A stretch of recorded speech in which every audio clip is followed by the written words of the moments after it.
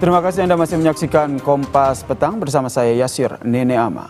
KPK akan mengkaji penerapan aturan Undang-Undang BUMN yang baru saudara dalam aspek penegakan hukum terkait dengan jajaran direksi yang tidak lagi tergolong dalam penyelenggara negara. Juru bicara KPK Tessa Mardika menyatakan KPK akan mengkaji Undang-Undang BUMN dalam penindakan hukum terkait dengan praktik korupsi di BUMN. Kajian dilakukan untuk melihat penerapan aturan dalam penegakan hukum yang bisa dilakukan oleh KPK. KPK juga akan memberikan masukan pada pemerintahan dari Presiden Prabowo Subianto yang berkomitmen untuk menutup celah korupsi juga kebocoran anggaran. Kalau memang saat ini bukan merupakan penyelenggara negara yang bisa ditangani oleh KPK, ya tentu KPK tidak bisa menangani. Nanti bagaimana nanti upayanya? Nah ini kenapa saya sampaikan perlu kajian? Tentu ini pemerintah dalam hal ini Presiden Prabowo Subianto kan menginginkan yang pertama meminimalisir atau menghilangkan adanya kebocoran anggaran. KPK tentu akan memberikan masukan kepada pemerintah Bapak Subianto, mana yang perlu ditingkatkan, mana yang perlu dipilih. Tentunya hal ini menjadi salah satu concern ya, masuk salah satunya Undang-Undang. Presiden ke-7 Republik Indonesia Joko Widodo soal Undang-Undang Nomor 1 Tahun 2025 tentang BUMN yang menyebut direksi maupun komisaris perusahaan plat merah bukan lagi penyelenggara negara seperti dalam aturan negara dan dinilai KPK tidak bisa lagi cawe-cawe dalam kasus dugaan korupsi di BUMN seperti selama ini. Joko Widodo bilang semua yang berkaitan dengan korupsi bisa proses. Semua yang berkaitan dengan korupsi itu bisa diproses. Baik itu pemerintah, baik itu BUMN, baik itu sektor swasta. Jelas kalau itu.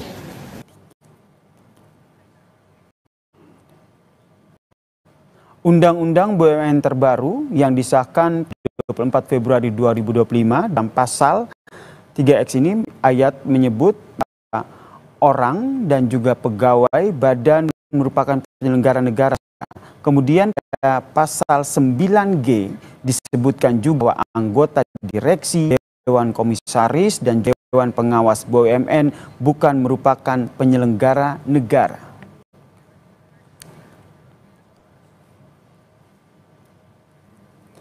KPK sudah menangani kasus korupsi di BUMN, saudara. Di antaranya ada kasus mantan Direktur Utama Pertamina, Karen Agustiawan, yang didakwa merugikan keuangan negara 1,77 triliun rupiah lebih.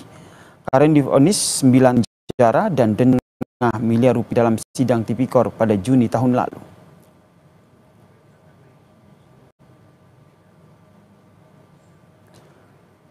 Menteri BUMN Erick Thohir meski bukan penyelenggara, pegawai BUMN yang bisa diproses hukum KPK. Erick Thohir pun saat ini dengan KPK tengah merumuskan batasan korupsi keuangan negara juga korporasi. Hanya kalau kasus korupsi mah ya tetap aja di penjara.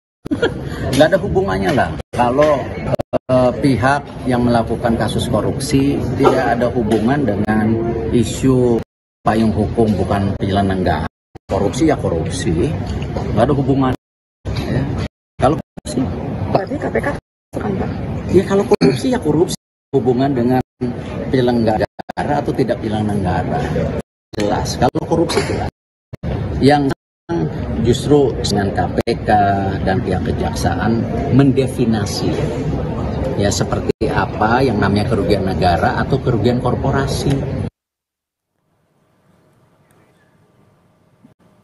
Pembahasan terkait dengan penegakan hukum KPK berkaitan dengan Undang-Undang BUMN yang baru mengenai komisaris hingga direktur yang bukan lagi penyelenggara negara. Kita bahas bersama dengan mantan komisioner KPK, Bang Saud Situmorang, dan juga ada anggota Komisi 3 DPR, fraksi Golkar, Sundenson Tandra yang telah bergabung bersama kami di Kompas Petang. Selamat sore semuanya.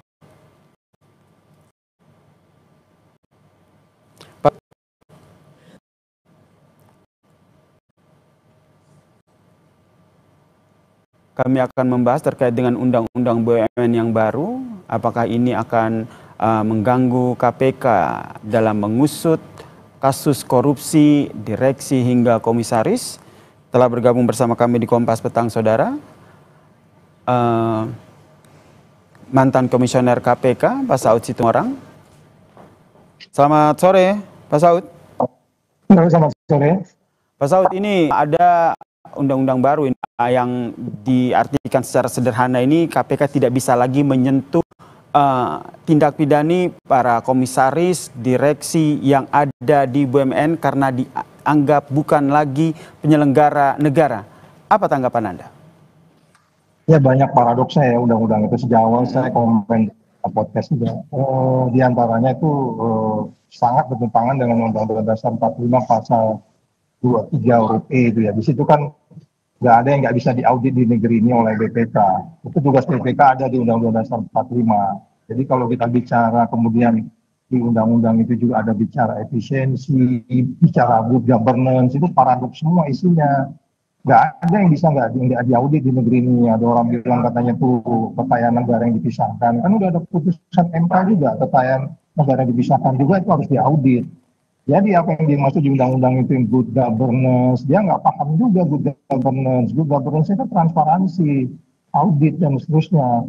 Jadi memang ujungnya memang ini harus di judicial review dan saya pikir itu sudah sangat bertentangan sekali ya sama Undang-Undang 45. Coba dilihat lagi di Undang-Undang 45 itu tugas BPK itu mengaudit semua keuangan yang menyangkut uang negara. Jadi pembuat undang-undang ini kemarin ini kayaknya buru-buru, nggak paham juga mereka yang namanya yang disebut sebagai good governance. Kata good governance itu muncul di undang-undang itu, tapi mereka sendiri nggak paham yang namanya good governance itu adalah audit, kira-kira gitu. Berarti adalah hal yang wajar ketika undang-undang ini disahkan, kemudian ada kekhawatiran bahwa KPK tidak bisa lagi mengusut direksi maupun komisaris yang ada di dalam BUMN ini. Ya itu pasti, dan itu sangat bertentangan dengan undang-undang yang ada lainnya, Undang-Undang Keuangan Negara, Undang-Undang KPK, terus kemudian kalau kita bicara pasal 2, pasal 3 yang sering selama ini dihindari oleh penyelenggara negara, yang menyangkut kerugian negara dan seterusnya. Intinya adalah kalau kita bicara manajemen, kan di situ disebutkan salah satu tujuannya ini kan membuat mereka efisien. Ya nggak, baca lagi deh Undang-Undang 1 2025 ini bicara efisiensi. Anda kalau bicara efisiensi itu, kalau bahasanya 45 itu, Undang-Undang 45 itu bicara keadilan, kemanfaatan, bicara kepastian dan seterusnya. Jadi makanya dari awal ini orang sudah banyak hopeless yang melihat undang-undang ini, karena dari awal tuh banyak masalah di dalamnya gitu. Kita langsung tanyakan ke Bang Sundenson. Bang Sundenson, pada saat pengesahan undang-undang ini sebenarnya apakah sudah dikaji secara lengkap terkait dengan jangan sampai ada celah begitu sehingga para direksi maupun komisaris di penyelenggara negara di BUMN ini akhirnya tidak bisa dijerat ketika mereka terkena kasus korupsi? Iya, terima kasih. Jadi jelas sebuah undang-undang itu sebelum disahkan itu kan melalui beberapa tahapan. Termasuk di dalamnya kan itu tahapan dengan hearing, mendapatkan naskah akademik, dan lain sebagainya. Ya kan, itu pertama. Yang kedua, kita harus bicara ini harus clear. Negara kita kan negara hukum. Ya kan? Bukan negara kekuasaan. Itu pertama. Yang kedua, begini. Ini kan norma yang sudah berlaku. Ya kan? Yang sudah ditetapkan. Dan kita sebagai warga negara wajib mematuhi. Lalu yang ketiga, ini yang esensinya, bahwa BUMN itu tunduk kepada hukum perniagaan. Orang bisnis itu kalau nggak untung ya rugi, kan jelas itu, ya kan? Sehingga di situ jelas sekali dikatakan bahwa ya penyelenggara direksi dan sebagainya bukan penyelenggara negara. Untuk apa? Untuk memastikan bahwa aturan-aturan bisnis itu dapat dijalankan. Nah, itu yang ketiga. Yang keempat, itu bukan berarti bahwa mereka yang menjalankan tugas dan kewenangannya di situ kemudian tidak dapat dipidana. Bukan itu. ya mereka kalau kemudian melanggar apa ketentuan-ketentuan undang-undang di dalamnya, dalam hal ini dalam berbisnis ada fraud di dalamnya, dapat dilakukan tindakan, ya kan? Tetapi kemudian kita harus memisahkan antara kerugian negara dengan berbisnis. Kalau berbisnis kemudian rugi, ini kan sesuatu persoalan kan, ya kan? Nah, inilah persoalannya, dan sehingga menurut kami undang-undang yang sudah disahkan itu sudah tepat dan sesuai dengan aturan hukum yang berlaku. Demikian. Meskipun dalam kenyataannya kan ada beberapa penyelenggara negara di BUMN yang memang terjerat kasus korupsi begitu. Ya, kalau mereka terjerat kasus korupsi, ada aturan hukum yang melakukannya, ya silakan laksanakan. Tetapi kemudian kan sekarang ada undang-undang baru, undang-undang mengenai Danantara, BUMN dan yang lain-lain, yang kemudian tidak mengkriminalkan mereka dan tidak memasukkan mereka sebagai bagian dari penyelenggaraan negara. Ya kita harus patuhi. Dan alasan dasar filosofisnya jelas bahwa BUMN itu tunduk kepada undang-undang perniagaan. Orang berbisnis itu ya kalau nggak untung ya rugi. Nggak ada bisnis untuk pulang pokok, nggak ada. Itu kerja sosial, ya kan? Sehingga kemudian kita mencegah kemudian ya kalau dia di dalam suatu keputusannya akhirnya itu rugi, ya kita telusuri dari mana ruginya. Kalau kemudian ada fraud, ada undang-undang yang tetap bisa menjerat. Pencucian uang tetap bisa kena. Baik. Ya, penggelapan, penipuan, perampasan aset tetap masih bisa, bukan saja dengan cara tindakan korupsi. Demikian. Baik, tanggapannya Bang Saud. Ya, ini memang nggak paham ya, yang namanya negara rugi, usaha rugi itu menentukan siapa gitu. Nah kalau rugi menurut undang-undang ini, ya BPK itu tidak masuk, itu auditor swasta biasa gitu. Sementara definisi ini adalah, namanya aja ada BUMN, N-nya kan negara itu, ya kan? Itu bukan. Tapi kan ada usaha di situ. Ya, Bapak diam dulu, dengar saya dulu nanti ya, Bapak. Enggak, tapi Bapak kan harus memberikan penjelasan yang tepat. Ya, jangan terus negara, tapi negara dalam hal ini berusaha, Bang Saud. Ya, diam dulu. Tadi saudara ngomong, saya nggak komen. Belajar ketika ngomong di publik, Anda anggota DPR. Belajar mendengar yang baik, ya. Paham ya? Silakan. Jadi Pak, udah kamu diam dulu. Ya sudah, baik silakan Bang Sudeson mohon tenang dulu, silakan dilanjutkan, kami kasih kesempatan dulu kepada Bang Saud. Silakan Bang Saud. Ini adalah pemahamannya adalah mereka nggak paham yang namanya tugas BPK. Anda yang tidak paham. Ya, dia nggak paham. Jadi makanya saya katakan kembali lagi, kalau kita bicara undang-undang keuangan negara, putusan MK harus ada hargai. Ya kan, putusan MK itu tidak ada itu dipisahkan antara keuangan negara dengan tidak ada di bawah angka keuangan negara atau tidak. Jadi sekali lagi, makanya kembali kalau Anda bilang tadi ada naskah akademik, naskah akademik kan dari awal kan sudah diributkan. Jadi makanya tempat yang paling baik ini bukan di TV ini sebenarnya, yaitu kita bicara di Mahkamah Konstitusi sebenarnya gitu. Tapi karena saya diminta bicara di TV, ya kita bicara di TV. Tapi yang baik itu tempatnya di Mahkamah Konstitusi.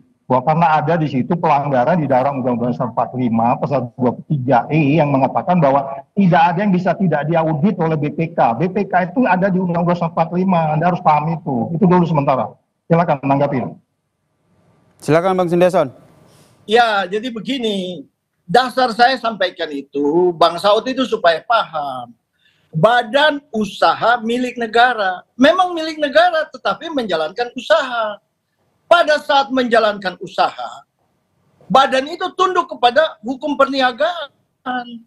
Kan demikian. Sehingga kita itu mencegah hal-hal yang tidak diinginkan. Ada politisasi dan sebagainya. Itu pertama. Yang kedua, ya, di dalam persoalan ini, ya, badan usaha negara itu di dalam melaksanakan usahanya.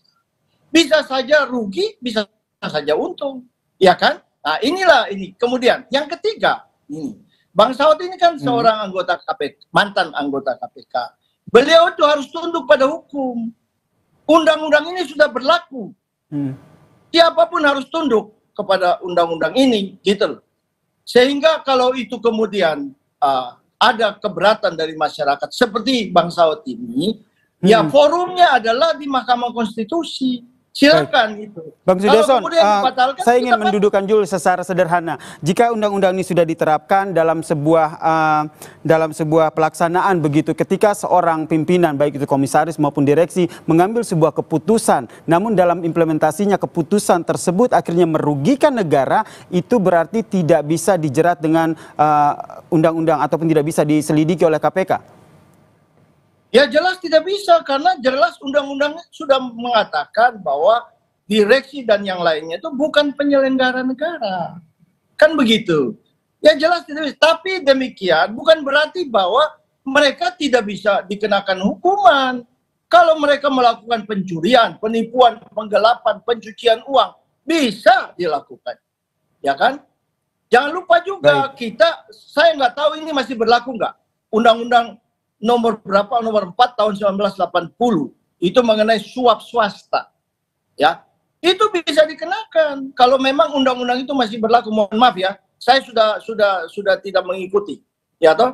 Tetapi kalau itu yang terjadi, maka itu bisa dikenakan sejarah dulu karena masalah suap menyuap di dunia persepak bolaan. Maka itu kemudian diadakan itu undang-undang suap swasta itu ya. Tetapi itu bisa dikenakan. Nah, yang saya tekankan di sini adalah negara kita adalah negara hukum. Kita semua harus patuh kepada hukum. Baik, saya ke Bang Saud. Bang Saud, implikasinya terhadap penegakan hukum jika undang-undang ini sudah diterapkan akan seperti apa? Jika kita kaitkan dengan adanya gratifikasi, kemudian ada penyelewengan dana di situ. Ya, itu nanti akan terkait dengan pasal di dalam tindak pidana korupsi, Undang-Undang 3199 itu. Kalau nanti dia pasal 1, pasal 2, ya itu karena sudah didefinisikan dia bukan penyelenggara negara, which is KPK itu kan berbicara penyelenggara negara. Itu sebabnya saya katakan pada bagian lain memang undang-undang KPK sendiri kan harus diganti. Undang-undang tindak pidana korupsi harus diganti. Ya praktis memang KPK nggak bisa masuk lagi di situ kalau dia penyelenggara negara, karena KPK kan urusannya penyelenggara negara.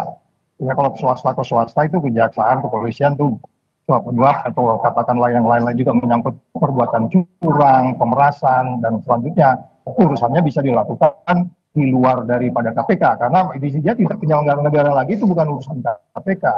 Itu yang saya katakan kembali lagi, yang perlu kita sadari adalah implikasinya dari undang-undang ini. Saya menduga indeks persepsi korupsi kita akan turun dari 37 nanti ke depan, karena dunia internasional tuh bicara Indonesia ini sangat carut marut dalam menangani penyelenggara negara. Persoalan utama di negeri ini kan penyelenggara negara. Swasta itu kan gimana penyelenggara negara? Penyelenggara negara itu dalam hal ini BUMN, lebih spesifik lagi kalau kita bicara daya saing dan seterusnya, terus kemudian kesempatan berusaha dan seterusnya, terus kemudian hukum yang pasti, hukum yang bermanfaat, hukum yang adil, itu kan persoalan-persoalan yang nggak bisa diselesaikan oleh kalangan BUMN yang kemudian KPK menjadi menyasar penyelenggara negara. Itu awal dari berdirinya KPK.